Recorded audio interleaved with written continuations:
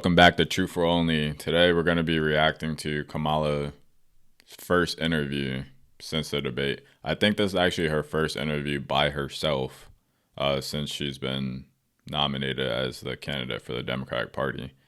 I heard it was kind of shaky. Let's see how she responded to the questions that were asked. When we talk about bringing down prices and making life more affordable for people, what are two specific things you have in mind for that? Well, I'll start with this. I grew up a middle-class kid. My mother raised my sister and me. She worked very hard.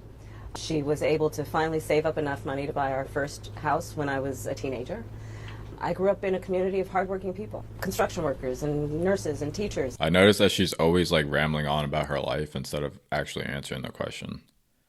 She's just going to start talking about her childhood and how hard it was and her mother worked hard. She's not saying anything new whatsoever. She's not going to tell what she's going to actually achieve during a 4-year term as president. She's just going to talk about her childhood for the entire interview.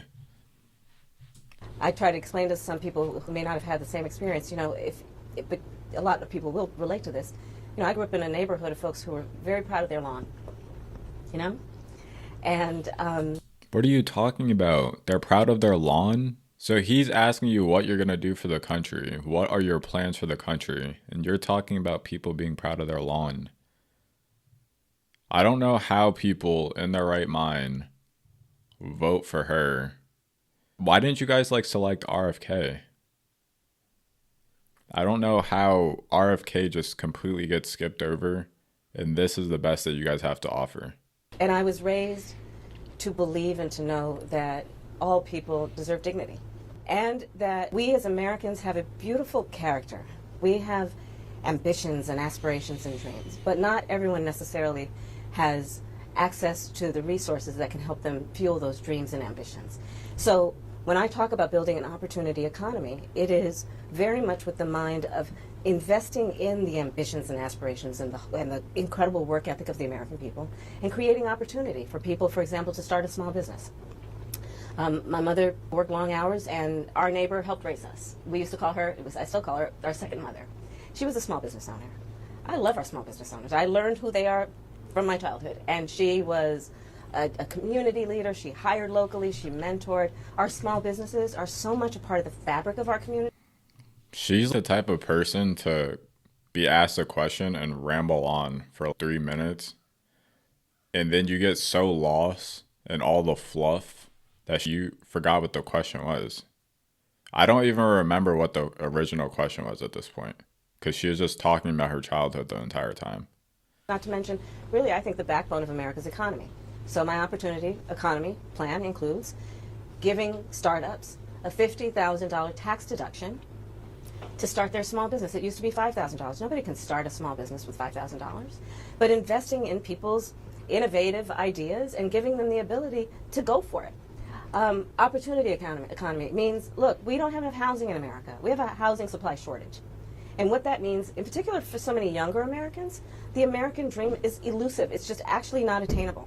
So part of my plan is to work with the private sector and housing developers to give them a tax credit, to be able to partner with us as the government, to build, and my goal is 3 million new homes by the end of my first term. In addition, to help people who just want to get their foot in the door, literally.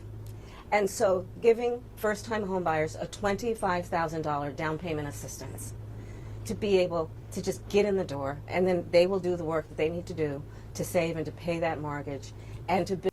So you're going to incentivize people that cannot afford to get a home. So they're going to buy this home that they can't afford. Then we're going to have a other issue in the housing market where there's so many foreclosures and bankruptcies and people just can't afford the payment because you've given them false hope that everything was going to be okay, and you gave them this tax credit and you just expected them to be responsible with that. This is going to create a whole set of problems. And how do you just come up with this money? Like saying that you're going to give a tax credit and do this and do that, partner up with the housing development. But where is this money going to come from? And we all know that they're going to just print out more money. And then once they print out more money, it's just going to further inflation. And then we're going to be in this cycle again where we have to increase interest rates to lower inflation. build wealth for themselves and their family. These are some examples of what I mean when I talk about an opportunity economy, and a lot of it has to do with just the community I was raised in and the people that, I admired who work hard, and deserve to have, their dreams fulfilled because they're prepared to work for it. You talked at the debate and at previous appearances about turning the page on the past. And in fact, here today in Johnstown. Turning the page? Joe Biden has been the president the last 3.5 years. You have been the vice president. So what do you mean turning the page? Are you turning the page from Trump or are you turning the page from Biden? You have to elaborate on this. What you mean by turning the page? You're talking about a new way forward. Yeah.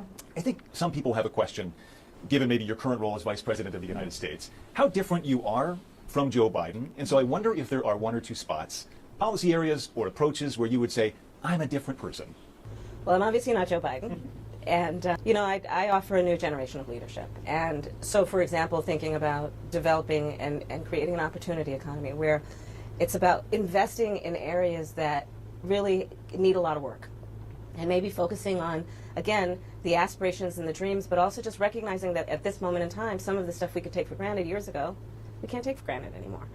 For example, another plan that I have that is a new approach is to expand the child tax credit to $6,000 for young families for the first year of their child's life, because that is obviously a very critical stage of development of a child.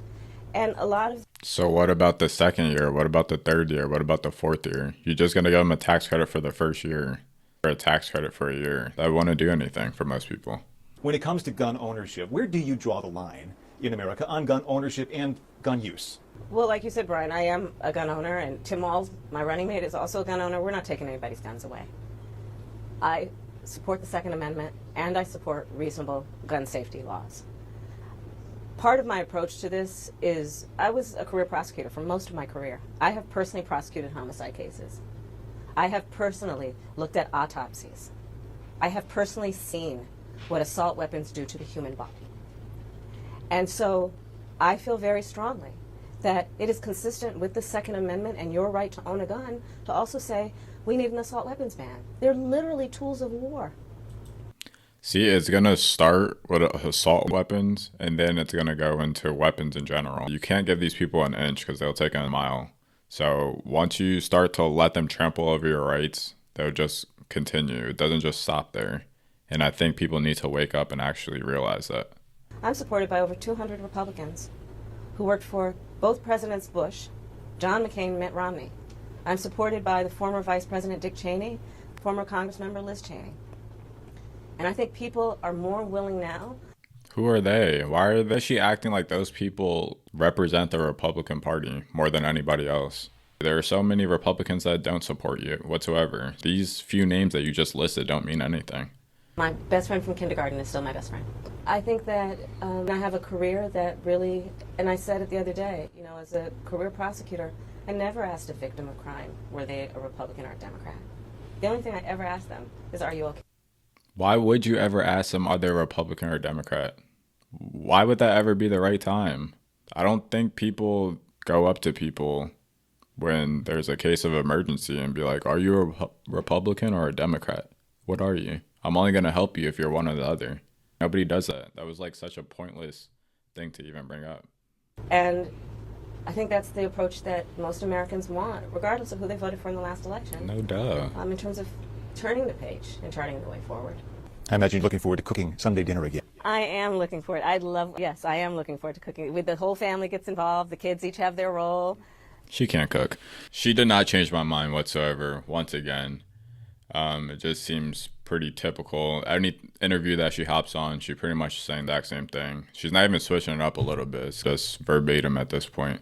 Let me know what you guys think. Like, comment, share, subscribe, and I'll see you guys out in the next video.